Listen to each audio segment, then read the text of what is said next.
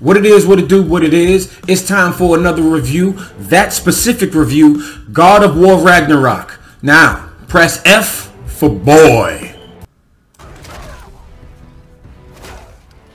Loki will go. Atreus will remain. Having been a God of War fan since its initial release on the PS2 in 2018, when the God of War sequel was shown from a completely different perspective with Kratos wielding an axe and a beard truly fit for a Viking, I immediately stood up in both excitement and extreme curiosity.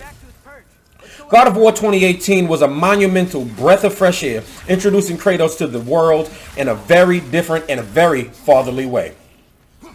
Fast forward to God of War Ragnarok, and somehow it adds even more depth to an already great story, leaving the player feeling equal parts heartwarming joy and blissful bloodlust. God of War Ragnarok picks up exactly where the first game left off, with Kratos being approached by Thor. That's at least what you know based off of the brief after-credit scene in God of War 2018. What you don't know is that they were also approached by Odin, and Odin asked Atreus to stop trying to find Tyr, the Norse god of war. Odin also asked for Atreus' help with something, but that's all I will say. What I will say is that the game stays true to its predecessors while staying true to those that come before it. I say predecessors simply because there are some things reintroduced in this iteration from the original God of War games that is to be loved, truly.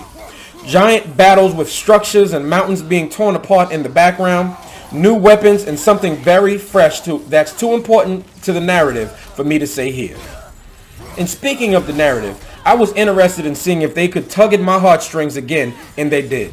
As a parent, I both felt and understood Kratos' struggles as a parent watching his son grow and having to learn from the consequences of his actions.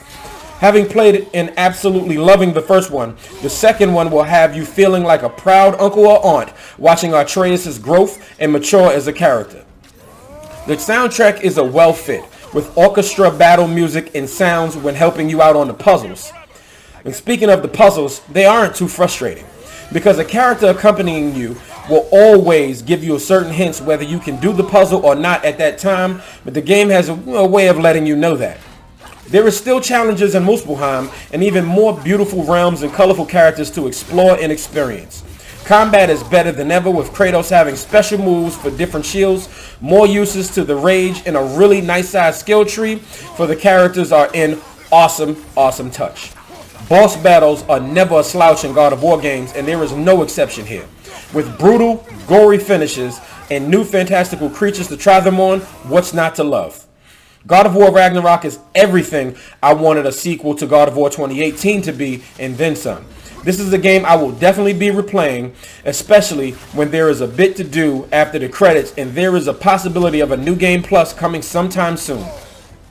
God of War Ragnarok is straight up fantastic, and if you love high-intensity action games with an amazing story, it's for you. It is worth every penny.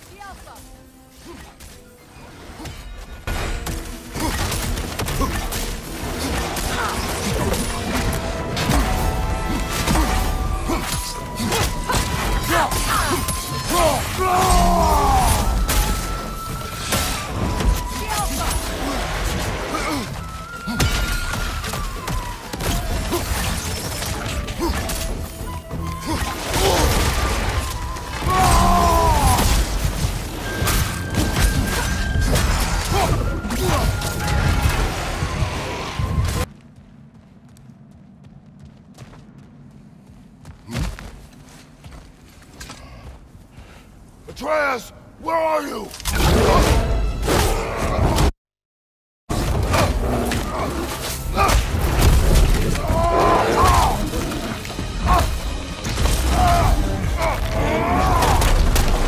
Well, we found him there, or he found us.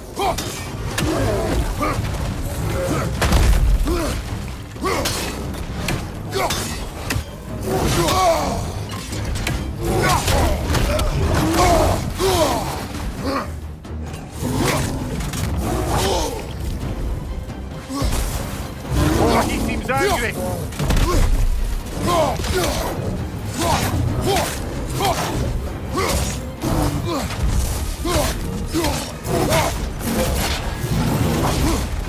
Jump!